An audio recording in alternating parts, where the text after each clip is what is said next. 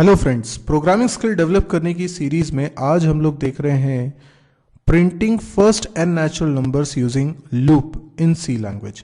यानी n natural number मतलब प्राकृत संख्या है, वो इंटीजर्स जो 1 से स्टार्ट होते हैं, यानी 1 2 3 4 ये प्राकृत संख्या है यानी नेचुरल नंबर कहलाते हैं।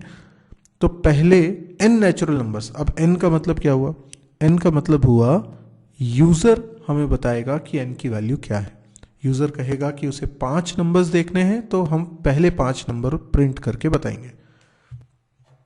तो फॉर्मल स्टेटमेंट हमारे प्रोग्राम का है, write a program to print first n natural numbers using loop in C language.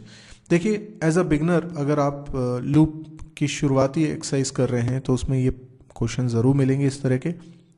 इस क्वेश्चन में या लूप के किसी भी क्वेश्चन में हमें पहले ये समझना चाहिए कि क्या हमें इसमें कुछ इनपुट लेने की ज़रूरत है। यानी अभी हो सकता है कई प्रोग्राम ऐसे होते हैं जिसमें यूज़र से इनपुट लेने की ज़रूरत नहीं पड़ती। जैसे इससे पहले भी हम वीडियोस में देख चुके हैं कि अगर 10 नेचुरल नंबर प्रिंट कराने हैं तो कैसे कराएंगे। तो 10 नेचुरल नंबर प्रिंट कराने अगर ये पहले से पता है तो हमें यूज़र से कुछ भी इनपुट लेने की ज़रूरत नहीं है। पर यहाँ पर n नेचुरल नंबर्स प्रिंट कराने हैं तो n क्या है ये तो यूज़र से लेना पड़ेगा, इसीलिए यहाँ पर हमें यूज़र से इनपुट कराना पड़ेगा। तो अब हमें प्रोग्राम क्या बनाना है पहले हम उसको इमेजिन करें। मैं हमेशा कहता हूं कि जब भी आपको क्लिक नहीं कर रहा है कि प्रोग्राम कैसे बनाना है, पहली स्टेप आप इमेजिन करिए कि आपको आउटपुट क्या चाहिए। जैसे ये आउटपुट स्क्रीन मान लीजिए। सबसे पहले मैं चाहता हूं कि यहां पर लिखा हो एंटर वैल्यू ऑफ एन, ठीक है, या एंटर वैल्यू ऑफ एन, है ना। अब यूज़र इसके बाद क्या होगा, वैल्यू एंटर करेगा। फॉर एग्जांपल यूज़र ने वैल्यू एंटर करी 5, ठीक है, 5 एंटर कर दी, कर्सर नीचे आ जाएगा। अब क्या होना चाहिए? अब ये होना चाहिए कि पहले 5 नेचुरल नंबर प्रिंट हो जाने चाहिए। मतलब यहाँ प्रिंट हो जाना चाहिए 1, फिर 2, फिर 3, बीच में स्पेस 4, 5। अगर यूज़र ने एंटर किया होता 5 की जगह 7 तो ये 7 तक होता, 6 7 भी होता, 10 लिखा होता तो 10 तक होता। यानी यूज़र जो वैल्यू एंटर करेगा वहाँ तक होगा। तो जैसा कि आउटपुट स्क्रीन पे हमें दिख रहा है, हमें इस तरह का आउटपुट चाहिए। तो पहले तो स्क्रीन पे मैसेज आना चाहिए एंटर वैल्यू ऑफ एन। तो आइए देखते हैं इसकी प्रोग्रामिंग किस तरीके से करेंगे। तो सबसे पहले मैंने ये बेसिक कोडिंग, ये कोड ब्लॉक्स में मैं कर रहा हूँ प्रोग्रामिंग। कोड ब्लॉक्स एक आईडी है। तो यहाँ पर मैंने मेन फंक्शन के अंदर पहले तो कुछ वेरिएबल्स डिक्लेयर करे। एक मुझे लूप लगाना है इसलिए मैं वेरिएबल ले रहा हूँ। एक मुझे n वेरिएबल चाहिए जिसमें यूज़र से वैल्यू एंटर करवाऊँगा। अब मैंने लिखा प्रिंट एफ। क्यों प्रिंट एफ लिखा? क्योंकि मुझे आउटपुट स्क्रीन पे चाहिए एंटर वैल्यू ऑफ n। तो स्क्रीन पे कुछ भी प्रिंट कराना है तो सबसे पहले हमें लिखना पड़ता है प्रिंट एफ। तो प्रिंट एफ में लिख रहा हूँ एंटर वैल्यू ऑफ n, ठीक है। ये चलेगा। अभी मैं प्रोग्राम को इतना ही बनाता हूँ, ठीक है। अभी इसको सेव करके और रन करके बताता हूँ। ये देखिए, अभी मैं इसको रन करूँगा, स्क्रीन पे सिर्फ एक ही चीज़ दिखाई देगी, enter value of n, that's it. आप देखिए स्क्रीन पे दिख रहा है एंटर वैल्यू ऑफ n।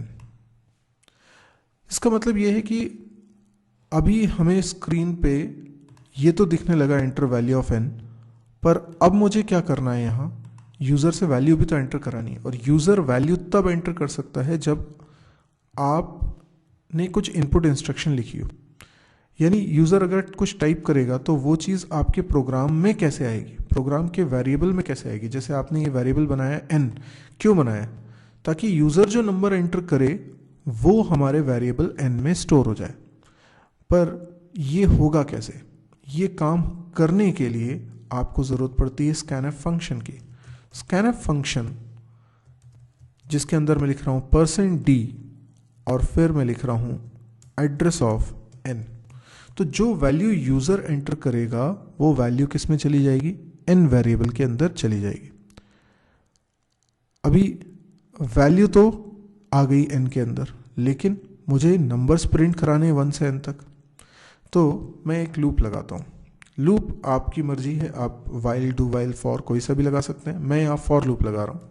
तो फॉर लूप में आई की वैल्यू इनिशलाइज करता हूँ 1 से, और आई लेस देन इक्वल टू, अभी तक हम लोग पिछले प्रोग्राम्स में जैसे 10 नंबर प्रिंट कराने थे तो यहाँ 10 लिखते थे, अभी n नंबर्स प्रिंट कराने हैं तो यहाँ n लिख रहा हूँ, और आई प्लस प्लस, क्योंकि ये लूप चलना चाहिए n टाइम्स।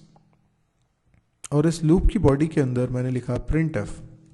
अच्छा, आप देखिए लूप की बॉडी में करली ब्रैकेट से नहीं बना रहा हूँ। क्यों नहीं बना रहा हूँ? मैं बना सकता हूँ, वो भी सही है, लेकिन अगर लूप की बॉडी में एक ही स्टेटमेंट लिखते हैं तो ये कंपलसरी नहीं है कि आपकी लूप की बॉडी करली ब्रैकेट से बनाई जाए, बाकी ये आपकी चॉइस है। यहाँ पर मैंने लिखा डबल कोट्स में %d स्पेस और आई, तो आई की वैल्यूज प्रिंट होती जाएंगी।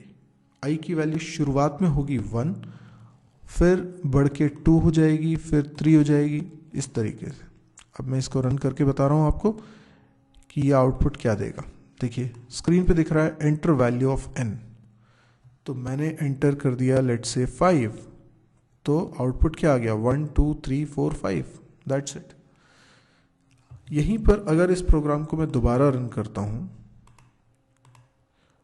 आप देखिए फिर से आ रहा है एंटर वैल्यू ऑफ n। अभी मैं यहाँ पे एंटर कर देता हूँ 14, तो आउटपुट क्या आ गया 1 से 14 तक नंबर्स प्रिंट हो गए। यही हम चाहते थे। तो आई होप आपको ये वीडियो पसंद आया होगा। अगर पसंद आया तो आप इसे लाइक कर सकते हैं। यदि आप इस तरह के और वीडियोस देखने में इंटरेस्टेड हैं तो आप इस चैनल को सब्सक्राइब करिए। आप मेरी वेबसाइट को विजिट करना ना भूलिए, क्योंकि इस वेबसाइट का नाम है www.mysirji.com। इस वेबसाइट पर आपको बहुत सारे वीडियोस के लिंक मिलेंगे। ये सारे वीडियोस मैंने यूट्यूब पे अपलोड किए हुए हैं, फ्री ऑफ कॉस्ट हैं। यूट्यूब पे अलग अलग चैनल्स पे हैं, इसलिए ढूंढने में हो सकता है आपको दिक्कत जाए, इसीलिए इस वेबसाइट में ये बहुत ही ऑर्गेनाइज्ड मैनर में रखे हुए हैं।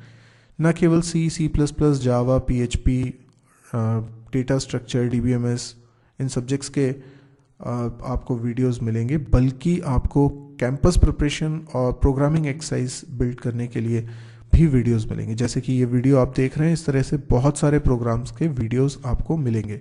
सबसे बड़ी बात है कि डेली उसमें वीडियोस अपलोड करता हूँ, तो उसकी जानकारी भी आपको साइट से मिलती रहेगी। रिसेंटली कौन से वीडियोस अपलोड हुए हैं और कौन से नए वीडियो अपलोड होने वाले हैं, ये सारी जानकारियाँ आपको इस वेबसाइट से मिलने वाली हैं। तो एक तो आप इस वेबसाइट को ज़रूर विजिट करिए, दूसरा ये है कि आप इस वीडियो को और वेबसाइट को अपने फेसबुक वॉल पे ज़रूर शेयर करिए, क्योंकि इस तरीके से ज़्यादा से ज़्यादा लोगों तक पहुंचेगा। अगर आपको पसंद आया है, आपको समझ में आया है, आपके किसी काम का है, तो बहुत लोग हैं जिनके ये काम का हो सकता है। तो अगर आपको लगता है वाकई में ये कई लोगों को हेल्प कर सकता है, तो आप इसको अपने फेसबुक वॉल पे प्लीज़ शेयर ज़रूर करिएगा। Thank you.